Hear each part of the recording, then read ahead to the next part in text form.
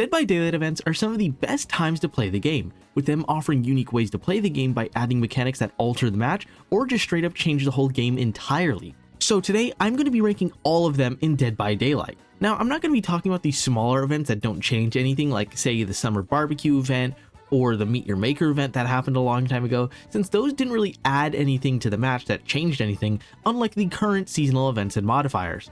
So let's start with the worst modifier in Dead by Daylight, that being the Lights Out modifier.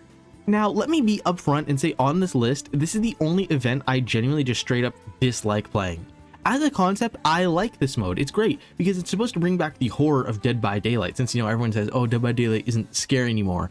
It makes it so that the whole map is dark, you can't see around you very far at all, only like 20 meters, and your HUD basically displays nothing. You don't get to see how many generators are left or what the other survivors are doing. You get to know basically nothing, and that's part of the issue.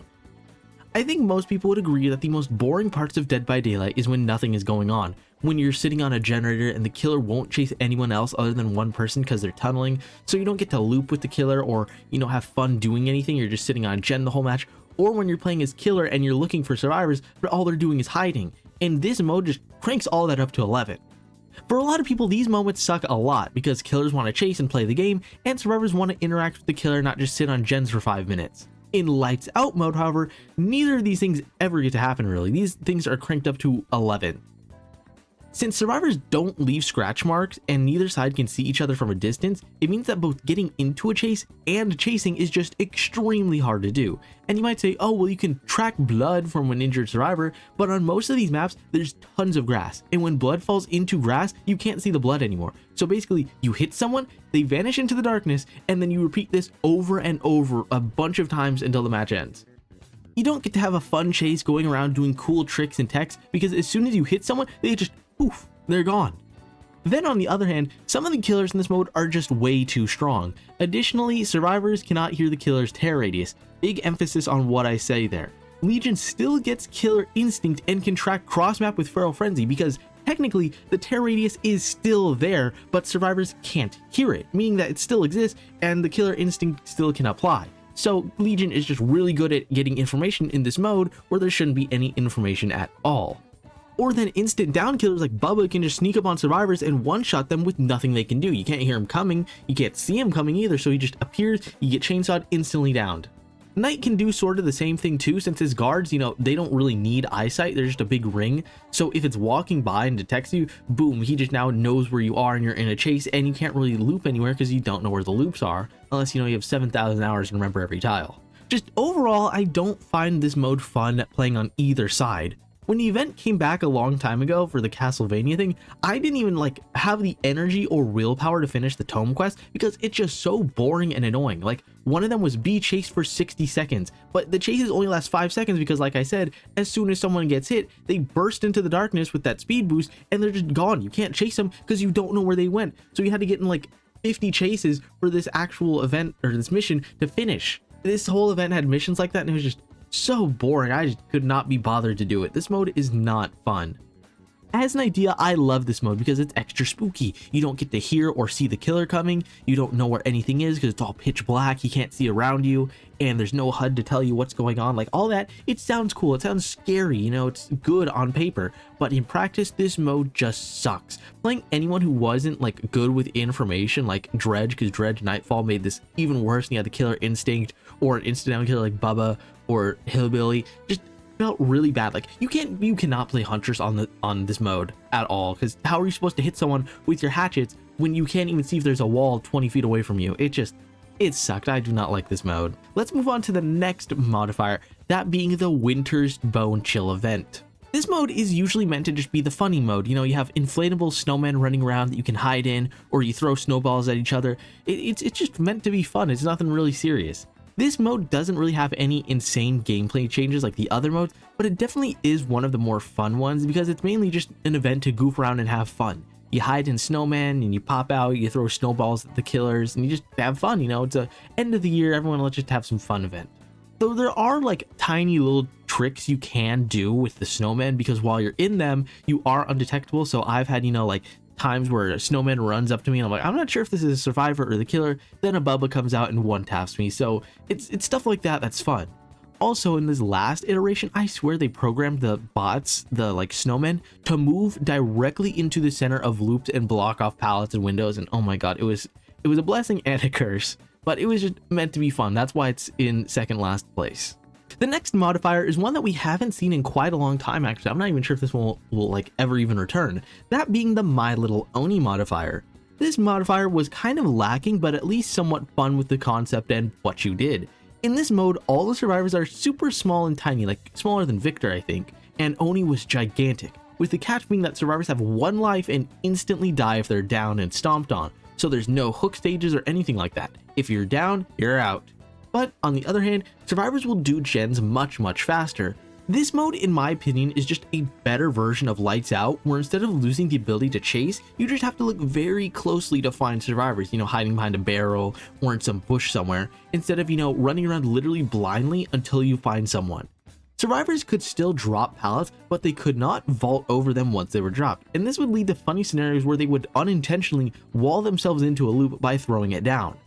Overall, this mode doesn't have as much meat to it in the sense of, well, you always have to play Oni, so there couldn't be anything like a giant Chucky or super giant Nemesis. It was always Oni, and that kind of made it feel really repetitive after you play it like the 5th time. But that doesn't mean it wasn't fun. It still was fun seeing a giant Blood Rage Oni barreling from across the map coming at you. It's like, that's terrifying. And then hiding and wondering, oh god, did he see me? Like stuff like that. That was more fun than, playing in pitch blackness and like playing FNAF 1 looking around constantly at everything around you. Like My Little Oni just felt way more fun and better implemented. But of course, that was probably just, Lights Out being the first modifier ever introduced, so some growing pains. It's just, something to learn from. On to the newest seasonal event that replaced the Lunar New Year event, that is the Blood Moon event. This mode is incredibly simple. Around the map, blood orbs will spawn that you can put inside little blood basins. When you put a blood droplet in one of these basins, a ring will spawn around them, and while you're inside these rings, everyone will get more blood points while they're inside it. And for survivors, your grunts of pain become quieter and your pools of blood go away faster, so you can hide better in the zone. But for killers, you lunge farther like Myers does in Tier 3. So this mode was basically just put blood orbs next to loops or generators to get more blood points, or so that you could chase better, hide, and get more blood points, like I said. The only reason I'm putting this mode above My Little Oni is because, like I said before, you're locked into only Oni in the My Little Oni modifier, which made the mode really repetitive after a while. But in the Blood Moon mode, you're still playing Dead by Daylight as is, but there's bloodering buffs sometimes, like you get to lunge farther, and that's pretty fun. Of course, I couldn't talk about this modifier without the big selling point, and that is the 400% blood point boost.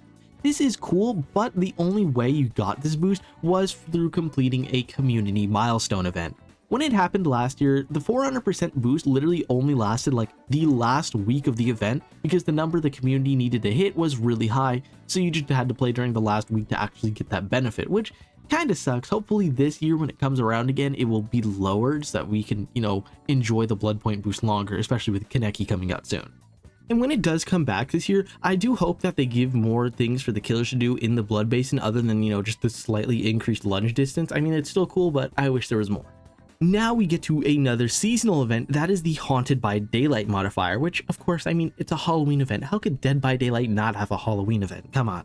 In the 2023 version of this mode, there was a lot of growing pains going on with it, with like the rift and it not really being viable for the killer.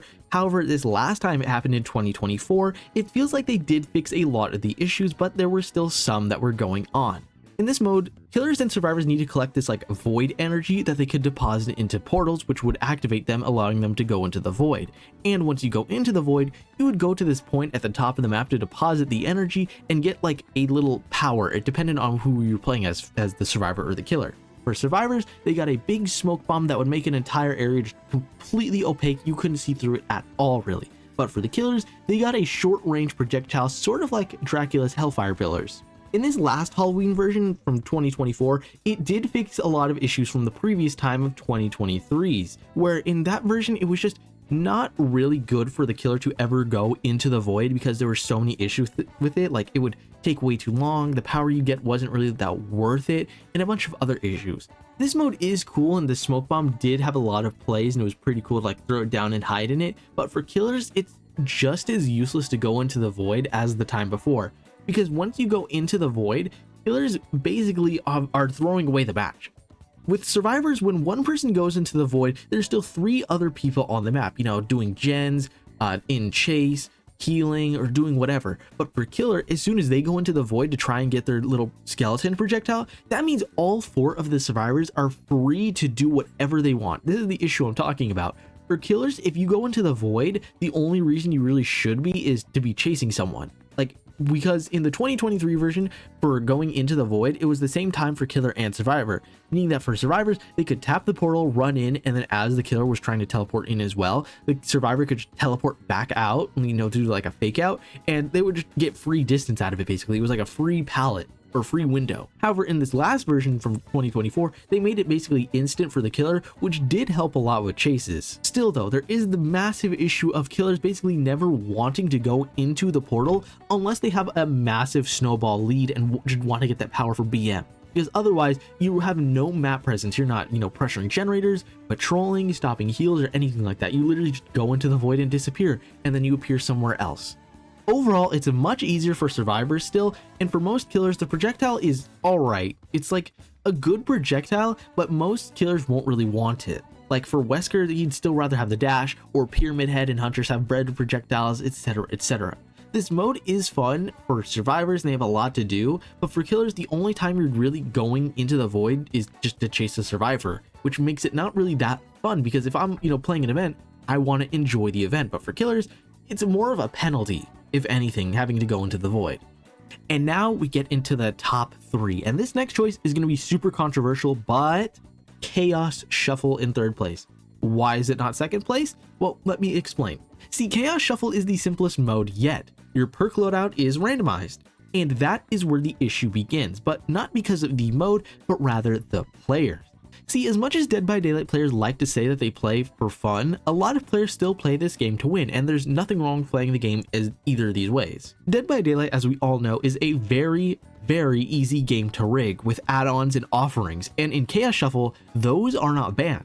In most of the other modifiers, offerings and items are disabled. You can only use the things you find in the match. However, in Chaos Shuffle, survivors and killers still get to bring whatever items, add-ons, and offerings they want. So then this leads to a lot of moments of 4 players bringing, you know, 4 syringes, styptics, brand new part with perfect Sabo toolboxes, perfect generator toolboxes, etc, etc. Or for killers, bringing the best in-slot add-ons like Tombstone Myers, double speed blight, etc, etc. Is the mode itself fun? Yeah, it can be. The whole point of this mode is to be random. Yet in a randomizer mode, players still have the ability to make the mode not random by deciding what map they go on and bring perks in item form, such as Styptic Agent, which is basically just dead hard but on a 5-second timer, or Syringe, which is just a free heal mid-chase. And with no ability to consistently deal with items like Franklin, since, you know, random perks, it just leads to situations where you have to deal with the strongest things in the game with 0 counterplay. If Chaos Shuffle banned items and offerings so everything was truly chaotic and random, I'd put it at 2nd place. However, getting players using more sweaty items because they can't rely on perks makes this mode not fun, because Myers bringing Tombstone Piece is just the most boring thing in the world anyways, or, you know, players bringing, you know, the game offering, RCPD offering, Ivory of Crows offering, etc, etc. And yes, those are getting nerfed soon where the offering rate isn't 100% like guaranteed chance to go to the map, but still it's, you know, something they can still throw in an Ivory of Crows offering, 20% chance to go there. Another thing I personally believe is that add-ons for killers should be randomized, because if survivors can roll dud perks like getting, you know, the classic haha funny no my their self-care, killers should be able to roll and get their dud add-ons, you know, like how Nurse has the one that makes it so your blinks have less time, or the Wesker has shorter dashes, or the Hag can't teleport to trap, stuff like that. I'd like it if it was truly randomized instead of being able to rig stuff and bring whatever you want. Overall, if the mode was truly entirely random, I'd say it's a super fun mode that would be 2nd place, but the items and add-ons and offerings brings it down a few notches. Now on to my 2nd favorite event in Dead by Daylight, that is the Anniversary event. This mode is so fun and unique, I always love playing it every year. Is this mode balanced? No, not at all. I'd say it's probably like the least balanced one of the entire game. However, this last time it was somewhat slightly more balanced with the new trick system. Whenever enough generators are done or survivors are hooked, a new trick would take effect, and these could range from simple aura reading to totems that you can cleanse that would reveal your aura but give a massive speed boost, or making chests that are time bombs. or, you know, something small, just like healing the entire survivor team. Along with that is the events gimmick, that being the invitations that players can pick up, which would allow you to use powers like spawn one-time use pallets that you can use for stuns, or you can block windows, to giving killers enduring and breaking pallets remotely. But killers have one more slight overpowered thing, which I'll talk about in a bit. This mode last time was 100% super killer sided, but some of the new tricks I felt like leveled the playing field. One of the tricks made it so that your whole team was healed, but they became exposed. Now that sounds, like risk and reward. However, if you're playing an M2 killer like Huntress or Blight, this effect completely deletes all the pressure you had. It's like if you're playing Nurse and everyone full heals, well, nothing you can do, you lose the game. Or then another trick can happen, which would be aura reading, and then if you're playing Nurse, you can see everyone's aura for like 10 seconds, there's nothing anyone can do against that. This mode feels extremely chaotic because of the trick system. However, I can't lie, there was one thing that was really overpowered, that being the killer's remote hook ability, which was basically as soon as you pick someone up, you push the button and they would teleport onto a hook, and it was really overpowered. And then the pallet break ability too was incredibly good. If you know that one Vecna add-on that changes the mage hand into a pallet break, it was basically that, but like better. I can't lie, this mode was really killer-sided, but it was still really fun. Whenever I play this mode, I'm having fun throughout the entire modifier. I'm always excited whenever it comes around, and I'm always having fun, which is what I can't say about some of the other events, which is why I'm putting this at second place. You could put Chaos Shuffle here if you want, as second. I wouldn't disagree with you at all, because, it was very killer-sided the last time, so we'll see how it is this year with the Five Nights at Freddy's collab. But now we have to go on to the #1 event modifier, and we all know what it is. Come on, say it with me. 2v8. Yep, that's right, 2v8. #1 modifier. Never in my life, of all these 8 or 9 years of playing Dead by Daylight, have I been as excited for something as 2v8. 2v8 was literally asked for the entirety of this game's lifespan, and when it came out, it was everything I wanted. It's literally perfect. 2v8 and Dead by Daylight was literally what DVDs should be. It feels perfect, it feels amazing, it's fun, it's fast, it's action-packed, there's no downtime really, it's just amazing. I could genuinely go on so long constantly about how much I love this mode.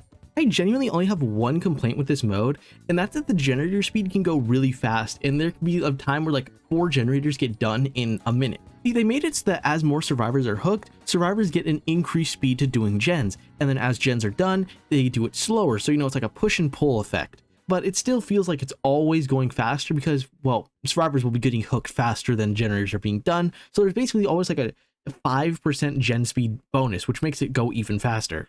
Still though, I have never had more fun playing this game than when I am playing 2v8. Like, everything about it is perfect really. And like I mentioned earlier, survivors can't bring items or add-ons or offerings, nothing like that. You can only use like a preset class and whatever you find within a match, and I love that. It feels so amazing. So why do I like this mode so much? Well, as we all know, more players on a team equals more fun. We've seen it in so many games. Compared to, the classic 4 survivors versus 1 killer, when 1 survivor does bad, it's basically a death sentence. However, in 2v8, by having more survivors, it just means that there's less room for error for one person to do, because other survivors can, heal, they can do gens, unhook, take chase, and do all that sort of stuff. So by having more survivors, it means that you have to worry less and you'll have more people to help you out, and I love that. Same thing with the killer. By having another killer, they can cover up your weakness. Like, say if you're playing a slow killer like Trapper, and then you have someone like Billy or Nurse, Spirit, someone who's fast and can quickly go around and get downs, it's like this synergy. It's so amazing. And because there's so many players, it means that there's always something to do. You can always be on patrol, helping out in chases, finding survivors to chase, defending generators. It is just constant action, and that's what I love. The thing I talked about earlier with Lights Out is that no one likes just sitting on gens. No one likes looking for survivors constantly, and that's what 2v8 fixes. You're constantly on the hunt. You're always chasing someone. There's always someone who needs to be unhooked or healed. Some generator needs to be finished, etc., etc. You can rebuild pallets, and there's just so much you can do. I love this mode. This mode really needs to be permanent. I love this mode so much. Another good thing too is that you get to play with your friends. For the first time ever, killers actually get to play with their friends. That was like the one reason I never really got to play this game with my friends, because I always play killer. I don't like playing survivor that much, but then I get to play with my friend. He gets to play Huntress, I get to play Billy or Nurse, Nemesis, and it's just so fun, and there's so many cool combinations for killers with their power. You know, like when Oni comes out, you have Legion Oni, and it's just, I'm just rambling, man, because I love this mode so much. There's nothing bad I can really say about it. The only bad thing is that the queue times are really bad, but that's not really a fault of the mode. That's just because so many people want to play killer. Or then you run into times where, I've had a few times where my other killer partner is AFK because the queue is 40 minutes long, and you never know when it's gonna pop. So they might go make a sandwich, or they have to do something, and then they come back and it's like, oh, well, I guess I doomed my other player to lose. We both suffer a 40-minute queue time where nothing happened. Or you get killers who never use their power. I'm not kidding. I've had multiple times where I played with a hillbilly who never used their chainsaw once, or a huntress who never reloaded their hatchets once. And I get it, you know, there's like no MMR, I think. So you get beginner huntresses with default outfits, beginner hillbillies who don't know how to curve. And again, none of that is a fault of the mode, but still, it's something that can happen. But I still love this mode despite all that. The long queues, the AFK teammates, the noob teammates. I still love this mode no matter what. This is the best mode in Dead by Daylight because it encapsulates everything that makes Dead by Daylight good, and being able to be in chase and healing teammates, unhooking teammates. It feels like there's something constantly going on, so you never feel bored, you know, running around like, oh, I finished this gen, time to run across the map and do this gen. No, it's like, oh, okay, I see my teammate over here is in chase. I could take a protection hit and then run back to these two other people and get healed. And it just, God, I have to ramble because I love this mode so much. I want it to be permanent. There are still issues though, like I mentioned, the generator speed and the remote hooks, which might be bad because some people don't like that, though I feel like they balanced it out really nicely by making it always hook the farthest away as possible, like pyramid head cages, and then making it so that if you're close for like even 10 seconds or 5 seconds, it just goes away, which can be a good and a bad thing. You know, I've had times where I'm running up to the cage about to unhook, and then so the killer gets nearby, so then they get teleported away. Still though, I just can't say it enough.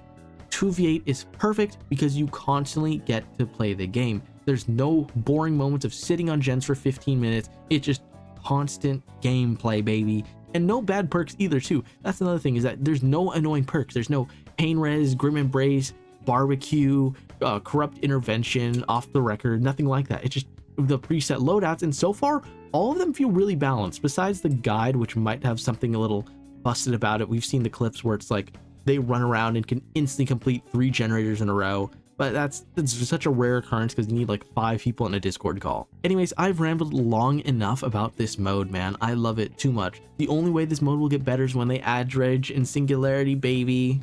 So that is my ranking of every event and modifier in Dead by Daylight. This video probably does feel different because I haven't, you know, recorded and done anything in so long, so I'm really rusty, but I still hope you guys enjoyed the video, and I want to get back into making videos.